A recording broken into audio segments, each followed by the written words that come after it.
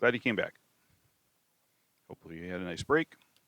We're going to go through this again for my class. This is going to go into that notebook where we're keeping all the information. If you want to put the examples after that, that wouldn't be a bad idea. And we'll go from there. This also is obviously in the notes, linked down below. This is the formalization. We're going to actually, we experienced and kind of formalize some of the stuff in the previous video, but we're going to actually go through and put out the important stuff that you need to remember on this. Obviously, subscribe, like. I should really write that out on a little piece. I'm sure it doesn't matter. You don't care. All right, so here we go. Big ideas. We're going to kind of break this down. I'm going to use about 2/3. I'm not going to draw a line down the middle because it's all just the one idea, but I'm going to kind of break it down to 2/3 and leave some room over here. So, big ideas. You're going to use table A, and that is a proper noun, to find the area under the normal curve. If you've done calculus before, I know, right? Flashbacks right there. If you haven't done calculus yet, just wait. Because that's a large part of what you're doing. I moved the light, by the way, so hopefully there's not as much shadows by my pen, so hopefully that'll be helpful for y'all. Value minus, yeah, I'm not really from the South. I'm just from southern Wisconsin, so that's where I get my accent. So anyway, you get that. So remember the z-score, value minus mean divided by standard deviation. For the calculator, the two things you need to remember are, you've got Normalcdf,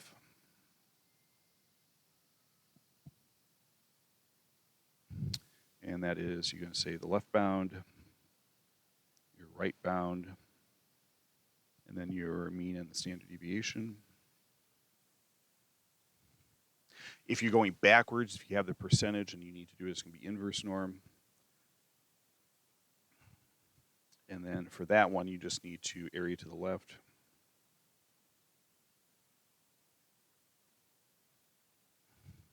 Comma mean, comma standard deviation, or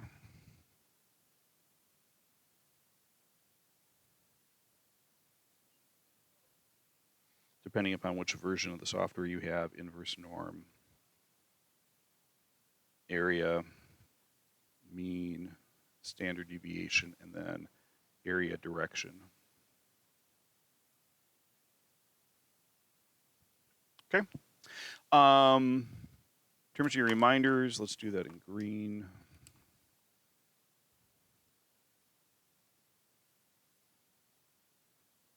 So number one, draw your picture.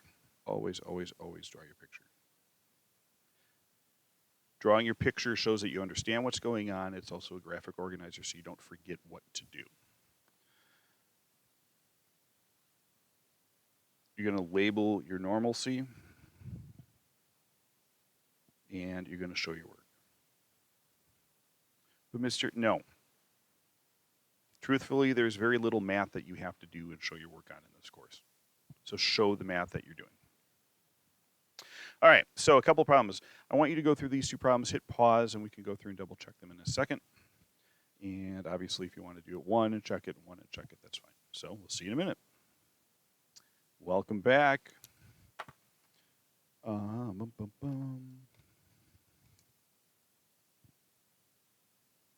This is one of those things I should have probably have just done on a bigger sheet of paper. Give me 1 second. So you go to distribution again. You may want to actually write that up here. So, second. Distribution.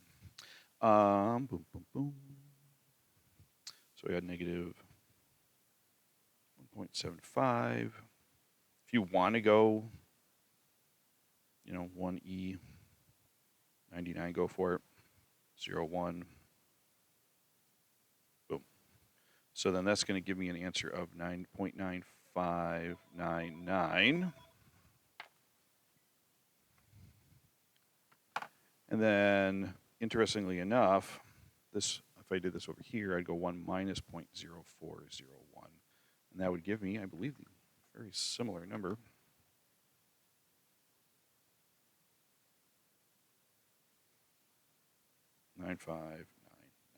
So that'd be 95.99% of the time. Yay! Go Jordan Speed. Part 2. So you get 96%. We'd actually, you could just say 96%. That's, you know, really good. Another hole. Spieth has an opportunity to drive the ball in onto the green if he hits the ball with a distance of the top 10% of his drives. Ooh, we're going to do the other one. So for this one here, top 10%, we know it's in the top 50, so we're going to put this over here. We have 80. We don't know what this number is. However, we do know that we've got, it's not 80. That's the DeLorean. 290. It is a really good movie, though. I mean, it gets stuck in your head. It's not 290 either.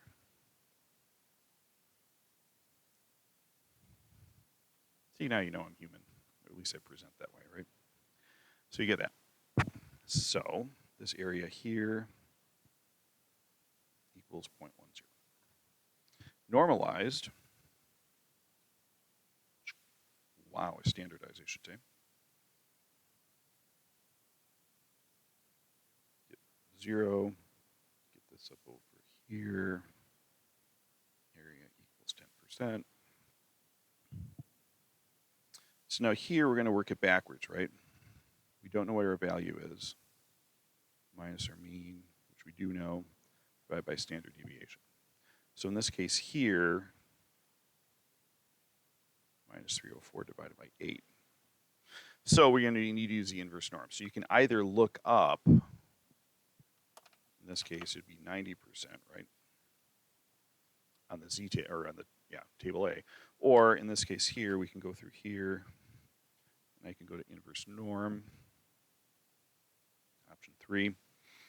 Now, if you have this, you'd have 0.10, right? Enter gives me 1.28.